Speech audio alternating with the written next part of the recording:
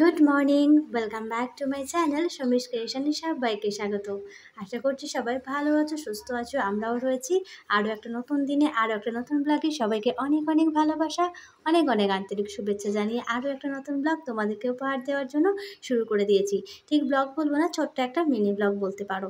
সুন্দর আকাশ, সুন্দর এই যে গাছের ফুল, সুন্দর পরিবেশ সব মানে নিয়ে একদম পরিপাটি একটা ব্লগ, ছোট্ট মিনি ব্লগ। দেখতে থাকো, সঙ্গে থাকো, অবশ্যই তোমাদের ভালো লাগবে। আর প্রথম থেকে শেষ পর্যন্ত দেখার অনুরোধ রইল। ভালো লাগলে অবশ্যই একটু পাশে থেকেও। তো সকালবেলায় মামাকে স্কুল নিয়ে চলে গিয়েছিলাম, আবার ফিরেও এসেছি। এসে দেখো বাবু নিয়ে এসছে, ধরে আনতে বলে বেঁধে আনে বোঁদে নিয়ে এসছে। দেখো এক বাটি, কত হতে পারে বলতো? মানে বললেও শুনবে না যে অল্প করে নিয়ে আসো। এর আগে মিহিদানাও নিয়ে এসেছিলো এরকম করে, আবার এখন বোঁদে নিয়ে এসছে। এদিকে কদিন আগে মিষ্টিও নিয়ে এসেছিলো। তো সবসময় তো একরকম মিষ্টি খেতে ভালো লাগে না, তো একটু চেঞ্জ করে নিয়ে আসে। তো ওকে একটু স্কুল থেকে আসার পরে ওকে একটু দিলাম।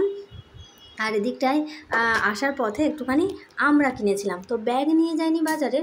তো আমড়াটা নেবো কিসে, ওই জন্য মেয়ের ব্যাগের পিছনের দিকে একটা খাপ ছিল, সেখানটায় দিয়ে নিয়েছিলাম। আর আমড়াগুলো দেখো কি সুন্দর।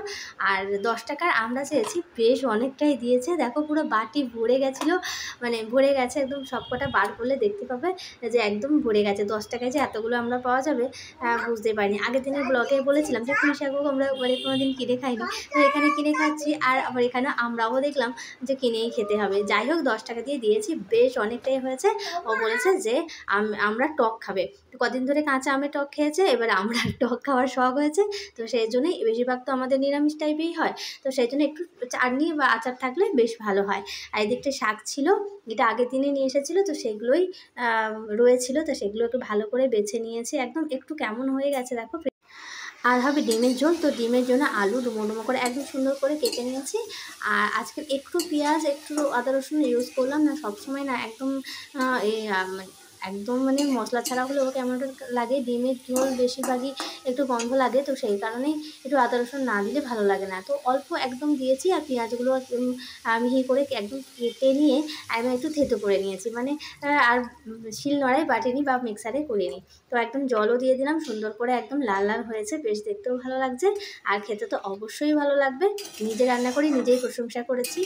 কে করলো না করলো, না করবে না করবে, আমি রান্না করি, আমারও ভালো লাগে, তাই সেটাও তোমাদের সঙ্গে শেয়ার করলাম। চলো এদিকে রান্নাবান্না সেরে নিয়ে ওদিকটাই যাবো ওপরে। সকালবেলা তাড়াহুড়োতে আজকে একটু দেরি করে ওঠার জন্য ঘর বারান্দা কিচ্ছু মোছা হয়নি, তো ভাবলাম একদম স্নান করার আগে ঘর বারান্দা সমস্ত কিছু ভালো করে পরিষ্কার করে নেবো। এমনকি নিচেও গিয়ে সব রান্নাঘর পরিষ্কার করে নিয়ে এসেছি। আর এদিকটা দেখো, দেখতে দেখতে আকাশটা একদম কালো মেঘে ছেয়ে গেল। এটা হচ্ছে তোমার বর্ষার শুরু। এইরকমই আধো মেঘ আধো সব কিছু। মামাকেও ঝটপট করে স্নান করে দিয়েছি, দিয়ে বললাম একটু পাউডার দাও। পাউডারটা কিছুতেই মাখতে চায় না, ওর নাকি ভালো লাগে না। তো আর দেখো কেমন দুষ্টুমি করছে, আমিও বারণ করতে আবার জিপটা ঢুকিয়ে নিল। এদিকটাই ফ্রিজের এগুলো ম্যাটগুলো একদম ময়লা হয়ে গেছিলো, তো সেগুলো বার করে রেখেছিলাম ধোবো ধোবো করে, আর ধোয়া হয়নি। তো সেগুলোই পড়েছিল। কাজ করে থাকলে যা হয়, সঙ্গে সঙ্গে করলে কাজটা গোছানো হয়ে যায়, কিন্তু ওই ফেলে রাখলে আজ করছি কাল করছি করে রয়ে যায়। এই যে এগুলো পরপর সব দিয়ে এখানে ঝুলিয়ে রেখে দিয়েছি, জলটা ঝরে যাবে। এখানে তো মোছামুছি কিছু নেই, জলটা ঝরে গেলেই শুকনো হয়ে যাবে। দেখতে দেখতে এদিকে আকাশে বৃষ্টিও শুরু হয়ে গেছে। এটা হচ্ছে বর্ষার প্রথম বৃষ্টি, বেশ ভালো লাগছে। আর কদিন আগে ওগুলো ঝোড়ো হাওয়া, একটু অন্যরকম ওয়েদারের বৃষ্টি। এটা হচ্ছে বর্ষার এই যে এক্ষুনি রোদ, এক্ষুনি বৃষ্টি, এইরকম বর্ষা শুরু। যাই হোক, চলে এসেছি স্নান করে একদম।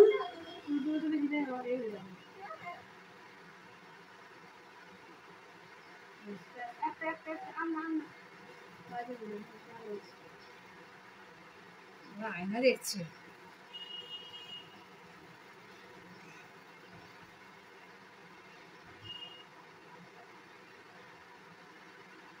ওখানে দেখে হলো না, এখানে দেখতে এলে। ওখানে দেখে হলো না, এখানে দেখতে এলে।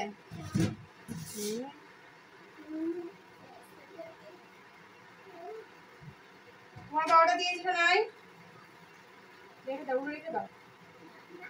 কাজের জিনিস, ওগুলো নিয়ে করে না।